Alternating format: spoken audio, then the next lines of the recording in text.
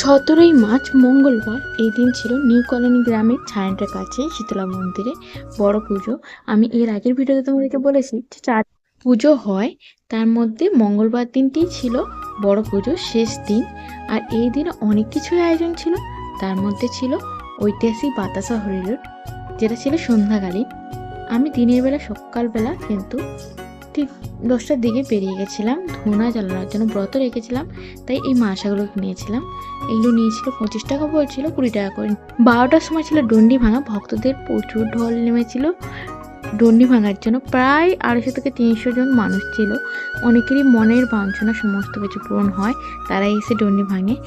আর এই ভিডিওটা আমি তোমার সঙ্গে শেয়ার করতে পারলাম না ডন্ডি ভাঙা, কারণ হচ্ছে যে কমিটি থেকে কোনোভাবে পারমিশন ছিল না যে ভিডিও করার, তাই ডন্ডি ভাঙা ভিডিওটা আমি তোমার সঙ্গে ক্লিপটা শেয়ার করতে পারলাম না। আর সন্ধ্যাকালীন চলছিল একদিকে সন্ধ্যা আরতির মাঠ, আর একদিকে চলছিল ধুনা জ্বালানো। খুব কম সংখ্যক মহিলা এই বছর কিন্তু ধুনা জ্বালিয়েছিল। আগের বছর 15 জন করেছিল, এই বছর মাত্র 7 জন। 3 জন বসছিল, আমি শেষ মিনিট লাস্টে ছিলাম, তো আমি একা বসেছিলাম। আর ধুনা জ্বালানোর অভিজ্ঞতাটা তোমাদের কেমন সেটা তোমরা একটু জানিও, কে কে ধুনা জ্বালিয়েছো সেটাও কিন্তু কমেন্ট করো। আমি কিন্তু এই নিয়ে 3 বছর করছি, মানে এই বছরই 3 বছর কমপ্লিট হলো।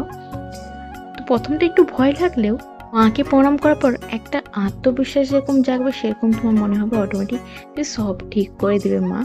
তাই মার উপরে বিশ্বাস রেখে আমি কিন্তু ধুনা জ্বালানোর জন্য পুরো রেডি হয়ে বসে গেছিলাম। আর দেখতে পাচ্ছ, ইনি হচ্ছে আমাদের গ্রামের পুরোহিত। সারা বছরই উনিই পূজা করেন মন্দিরে, আর উনিই কিন্তু প্রত্যেক বছর ধুনা জ্বালান। একবার সন্ধ্যা আরতি চলছে, সেইখানে কিন্তু অন্য একজন ব্রাহ্মণ ছিল, ভিডিওতে দেখেছো নিশ্চয়ই তোমরা। ধুনা জ্বালানটা বা সব জায়গায় হয় না, কেন হয় না সে আমি জানি না, কিন্তু আমাদের এখানে হয়, তাই আমি ভিডিওটা এইভাবেই শেয়ার করলাম। তোমাদের ভিডিওটা কেমন লাগলো অবশ্যই জানিও। আর ধুনা জ্বালানোর অভিজ্ঞতা কার কেমন সেটাও কিন্তু কমেন্ট করো কিন্তু। ধুনা জ্বালানো শেষ হওয়ার পর আমি মাকে প্রণাম করে নিলাম, নিয়ে অঞ্জলি দেওয়ার জন্য মার কাছে চলে গেছিলাম। মাকে অঞ্জলি দেওয়ার পর ঐতিহাসিক হইলুট কিন্তু আরম্ভ হয়ে গেছিলো। তারপরেই দেখতে পাচ্ছ আমাদের এখানে অনেক মানুষ আসে, পাশাপাশি অনেক গ্রামের মানুষরাই আসে এখানে।